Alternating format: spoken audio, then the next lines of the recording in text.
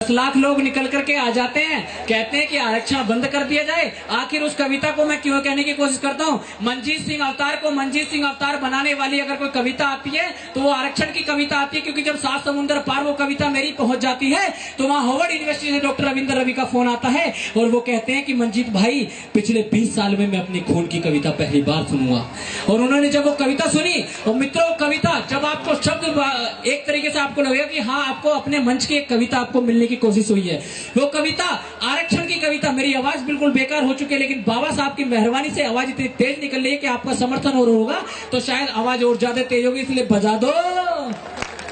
जो लोग हमसे आरक्षण, जब हमारा व्यक्ति कोई पाकर के जज बन गया, आरक्षण पाकर के कोई डीआईजी बन गया, कोई कुछ बन गया, कोई कुछ बन गया, तो उसके बाद यही कहा करते थे पीठ पीछे, ये तो आरक्षण वाला है, ये तो भीख वाला है, ये तो भीख पर बना था। मित्रों इन्होंने 1960 तक आरक्षण पे क्यों सवाल नहीं उठाया, क्योंकि ये जानते थे 1960 तक इनका बाप हमारे बाबा साहब डॉक्टर बी आर अम्बेडकर 1956 तक जिंदा थे, इन्होंने इसलिए आरक्षण पर सवाल नहीं उठाया। साथ ही साथ जब 1970 आई 80 आई तो हमारे लोग सिर्फ 4th क्लास के कर्मचारी बनने थे, इन्होंने कोई आवाज नहीं उठाई। हमारे लोग 1990 तक आते हुए B क्लास के अधिकारी बनने थे, कोई उंगली नहीं उठाई। लेकिन अब देखा 2000 आते और 2010 आते आते सीधे सीधे ये तो डीएम और एसएसपी बनने लगे।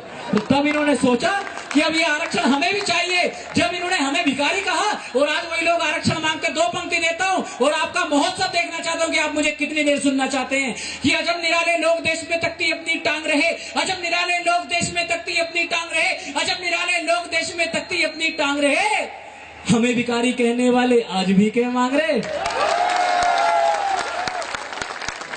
भाई मेरे साथ थोड़ी सी कोताही कर रहे हो, मुझे वो तालियों का हो उल्ला वाला नहीं लगा जो शुरुआत में आपने दिया था। अरे अजब निराले लोग देश में तकती अपनी टांग रहे, मुझे भिखारी कहने वाले आज भी क्या मांग रहे। और जिनको आरक्षण वाले वो बोलियाना भाते हो, जो आरक्षण विरोधी जैसे गीत सदा ही गाते हो, आरक्षण अधिकार हमारा हमने कीमत चुकाई है। मित्रों हमने 5000 साल तक मरे हुए जिनावर तक का मांस अपने शरीर पर ढोया है, हमने इनके खेतों को इनके हल को जोता है। और मित्रों अगर आरक्षण ये चाहते हैं हम आरक्षण देंगे। हमारे जैसा मैं 500 साल या 5000 साल नहीं कहता, बस 50 दिन कर दो कि अजब निराले लोग देश में तकती अपनी टांग रहे, हमें भिखारी कहने वाले आज भी कह मांग रहे। जिनको आरक्षण वाले वो बोलियाना भाते हो, जो आरक्षण विरोधी जैसे गीत सदा ही गाते हो, आरक्षण अधिकार हमारा हमने कीमत चुकाई है, मेहनत का ये फल मिला खैरात ना हमने पाई है। हमने सदियों से माटी को माँ जैसा सम्मान दिया, खूह से अपने सींच कर ऊंचा इसका मान किया। आरक्षण जो पाना है तो झाड़ू बांधे आओ जी, आरक्षण जो पाना है तो झाड़ू बांधे आओ जी। अरे सदियों से हमने खाई है, तुम भी झूठन खाओ जी।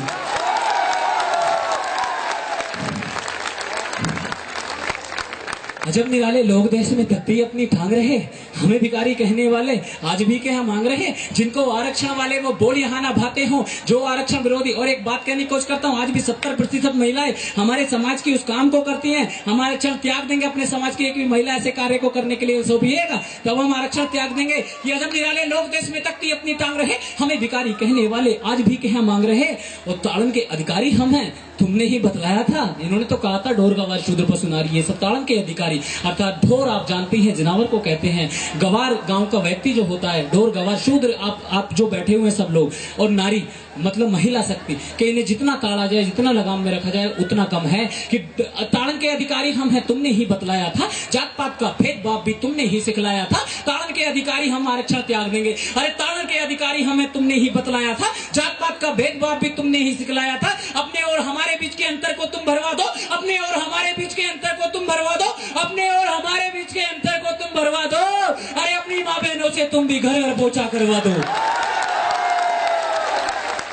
बहुत सारी महिलाएं हमारी बैठी हैं, माँ बहनें, जो आज भी मैं देखता हूँ हमारी समाज की जवान महिलाएं, जवान बहनें जाती है समाज के अंदर काम करने के लिए और उनका यौनाचार के द्वारा उनका उत्पीड़न किया जाता है। मित्रों क्या हमारी ये स्थिति रह गई है। अभी बमेटा में हमारी एक छोटी बच्ची के साथ में ऐसी घटना की गई, उसके बाद उसने अपने प्राण त्याग दिए। अपने हक को अपने अधिकार को जानो। और मैं तो कहता हूँ कि आरक्षण बहुत दिनों बाद आया था। मित्रों बाबा साहब बहुत दिन हो गए उन्हें आते आते, छत्रपति साहू जी महाराज को बहुत दिन हो गए आते आते। आरक्षण पुराने काल में होता तो क्या होता, एक प्रतिभा जो भारत का नाम बनकर रह गई पूरी दुनिया का वर्चस्व बनकर रह जाती। एक बात कहने की कोशिश करता हूं कि ताड़न के अधिकारी हम हैं, तुमने ही बतलाया। तो मेरे सम्मान में ताली मत बजाना, जिस शख्सियत का नाम ले रहा हूं उस सम्मान में ताली बजाना कि ताड़न के अधिकारी हम हैं, तुमने ही बतलाया था। जात पात का भेदभाव भी तुमने ही सिखलाया था। अपने और हमारे बीच के अंतर को तुम भरवा दो, अरे अपनी माँ बहनों से तुम भी झाड़ू पोछा करवा दो। आरक्षण का तीर अगर जो पूरा काल में तन जाता, अरे आरक्षण का तीर अगर जो पूरा काल में तन जाता, आरक्षण का तीर अगर जो पूरा काल में तन जाता, एकलव्य का तीर हमारी अमिट निशानी बन जाता। मित्रों, टिप्पणी मंजीत सिंह अवतार अपनी मौलिक टिप्पणियों के अंदर देश के भीतर जाना जाता है। एक मौलिक टिप्पणी आपके बीच प्रस्तुत करने की कोशिश करता हूं। टिप्पणी, वो टिप्पणी क्या होती है आप ये बताइए। 68 साल में आपके देश के प्रधानमंत्री दलित कितने हुए बताइए, आप मुझे खुल के बताइएगा। हाथ से इशारा या हाँ का करके दिखाइएगा, कितने बने आपके दलित प्रधानमंत्री। क्या आप में से कोई प्रतिभाशाली नहीं था? बाबू जगजीवन राम जी का जब प्रधानमंत्री बनने का समय आया तो उनसे कह दिया गया कि भाई आप ही बताइएगा किसको प्रधानमंत्री बनाया जाए। लेकिन मैं तो मंजीत सिंह अवतार बाबा साहब का असली वंशज हूँ। मैं तो खुद कहता हूँ कि भाई डॉक्टर साहब मुझे पढ़वा दो। अगर उस टाइम पे मुझे कुर्सी मिलने वाली बात होती मैं तो कहता मुझे प्रधानमंत्री बना दो। मैं किसी के प्रधानमंत्री बनने से कुछ नहीं होता, जितना मेरे देश का मेरे समाज का आदमी अगर एक दलित प्रधानमंत्री दे देते। क्यों कहने की बात कोशिश करता हूँ, हम लोग कहते हैं समानता आ चुके, लेकिन इस समानता के विरुद्ध अगर कवियों की कलम नहीं उठेगी तो शायद कवियों का लिखना धिक्कार साबित होगा, क्योंकि कवि हमेशा शोषित पीड़ित के पक्ष में लिखता है। मित्रों, एक टिप्पणी करने की कोशिश करता हूँ। हरियाणा के अंदर 2 दलित बच्चों को जिंदा जला दिया जाता है। एक सरकार के बड़े मंत्री का बयान आता है और हमारी तुलना कुत्ते से कर दी जाती है। अखबार में पढ़ा होगा आपने, बहुत दिन तक विवादित बयान चला था। मैं कभी किसी राजनीतिक पार्टी को कभी किसी को विरोध नहीं करता, लेकिन मित्रों जहां मेरे समाज की बात आएगी, क्योंकि बाबा साहब ने भी कहा था कि जहां मेरे समाज की बात आएगी सबसे ज्यादा दलित समाज के लिए आगे खड़ा होने वाला मैं होऊंगा। मित्रों, एक बात कहने की कोशिश करता हूं, जब हमारे 2 दलित बच्चे जो बिल्कुल जानते नहीं अबोध थे, उनकी निर्मम हत्या कर दी जाती है, उन्हें जलाकर मार दिया जाता है। सुभाष चंद्र जी 2 मिनट आपसे 2 मिनट। जब देश के अंदर एक बयान आ जाता है हमारी तुलना कुत्ते से कर दी जाती है। मित्रों, एक बात कहने की कोशिश करता है, टिप्पणी कहने की कोशिश करता हूं। हम एकलव्य के वंशज हैं। अरे हम एकलव्य के वंशज हैं, समर्पण में अंगूठा कटाना जानते हैं। अरे हम एकलव्य के वंशज हैं, समर्पण में अंगूठा कटाना जानते हैं, तो भोंकते हुए कुत्ते के मुंह में तीर मार के उसे शांत कराना भी जानते हैं। हम उसे एकलव्य के वंशज हैं। मित्रों, देश के भीतर आज हमारे आरक्षण को खत्म करने की बात करी जाती है। 10 लाख की भीड़ दिखा देते हैं। देश के अंदर 85% बहुजन जब निकलेंगे तो क्या होगा? देश के अंदर जब 85% बहुजन निकलेंगे, भैया क्या हुआ, क्या बात है, कैसा परेशान है? जब देश के अंदर 85% बहुजन घरों से बाहर निकलेंगे तो सोचो देश के अंदर क्या स्थिति उत्पन्न होगी।